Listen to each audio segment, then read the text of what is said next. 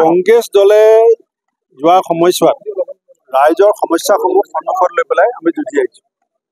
আজি মূল্য বৃদ্ধিৰ সমস্যা কোৱাৰ কাৰণে ৰাইজ কংগ্ৰেছৰ ফালে থাকিব নে মূল্য বৃদ্ধি কৰাৰ কাৰণে ৰাইজ বিজেপিৰ ফালে থাকিব? আজি স্মাৰ্ট মিটাৰৰ জৰিয়তে মুখ্যমন্ত্ৰীয়ে যিধৰণে লুণ্ঠন চলাইছে, অসম চুক্তিৰ আত্মাক হত্যা কৰি মুখ্যমন্ত্ৰীয়ে অসমীয়া জাতিৰ প্ৰতি যিটো এটা প্ৰত্যাহ্বান সৃষ্টি কৰিছে, এই কথাবিলাক অসমৰ ৰাইজে লাহে লাহে উপলব্ধি কৰিছে। আজি শুৱালকুছিৰ বস্ত্ৰ নগৰীখন নষ্ট কোনে কৰিলে?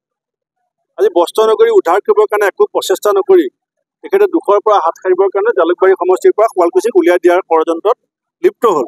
এই কথাবিলাক ৰাইজে বুজি পাইছে আৰু সেইকাৰণে আজি এই অঞ্চলৰ সচেতন সমাজসেৱীসকল আগবাঢ়ি আহিছে। বিজেপি এজিপি আপুনি দেখিছে বিভিন্ন নেতা কৰ্মী আগবাঢ়ি আহিছে আৰু এইটো অসম কংগ্ৰেছৰ কাৰণে অত্যন্ত গৌৰৱৰ কথা। ইয়াৰ যি জিলা কংগ্ৰেছ আছে, ব্লক কংগ্ৰেছ আছে, ইয়াৰ নেতাসকলকো মই ধন্যবাদ দিছোঁ যে তেওঁলোকে কোনো ধৰণৰ ভয় ভীতি নকৰাকৈ আপোচবিনভাৱে নিৰবিচ্ছিন্নভাৱে দলৰ সেৱাত যিধৰণে কাম কৰিছে। মোৰ আশা আহি থকা সময়ত কামৰূপ জিলাত আমাৰ কংগ্ৰেছৰ ভেটি আৰু শক্তিশালী ৰাইজে যদি বিজেপিক উৎখাত নকৰে আটাইতকৈ বেছি বিপদ ৰাইজৰ হ'ব। আজি 12,600টা চাকৰিৰ বিপৰীতে 32 লাখে এপ্লাই কৰিছে। 31 লাখ 82,000 84,000 মানুহৰ ভৱিষ্যত কি হ'ব? এইবিলাক কথালৈ মুখ্যমন্ত্ৰীৰ চিন্তা নাই।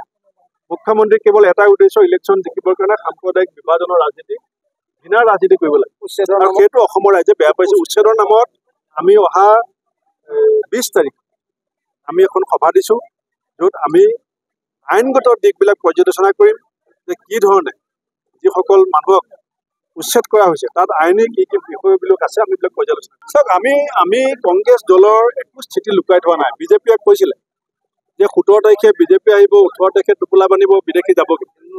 দিল্লীত বিজেপি আছে, অসমত বিজেপি কেলে নেখেদে যদি বিদেশী আছে? কোনে মানা কৰিছে বিদেশী? জুবিন গাৰ্গৰ গীতসমূহৰ ওপৰত আধাৰিত গানে কি আনে নামৰ এটা সুন্দৰ অনুষ্ঠান আপোনালোকৰ ওচৰলৈ আহি আছে অতি শীঘ্ৰে। অহা 15 আগষ্টৰ পৰা ধেমাজিৰ পৰা প্ৰথম অডিশ্যন আৰম্ভ হ'ব আৰু সেই অডিশ্যনৰ যোগেদি বিভিন্ন কণ্ঠশিল্পীসকলে যিসকলে এই অনুষ্ঠানত যোগদান কৰিব বিচাৰে তেওঁলোকে এই অডিশ্যনৰ যোগেদি আগবাঢ়ি আহক আৰু জুবিন গাৰ্গৰ বহুত ভাল লগা গান আমি সদায় শুনি আহোঁ আৰু আপোনালোকৰ যদি ভাল লগা গান থাকে জুবিন গাৰ্গৰ আপোনালোকে গাই ভাল পায় তেন্তে অডিশ্যনত যোগদান কৰক। মোৰ ফালৰ পৰা আন্তৰিক শুভকামনা থাকিল এই সম্পূৰ্ণ অনুষ্ঠানটোলৈ। ধন্যবাদ।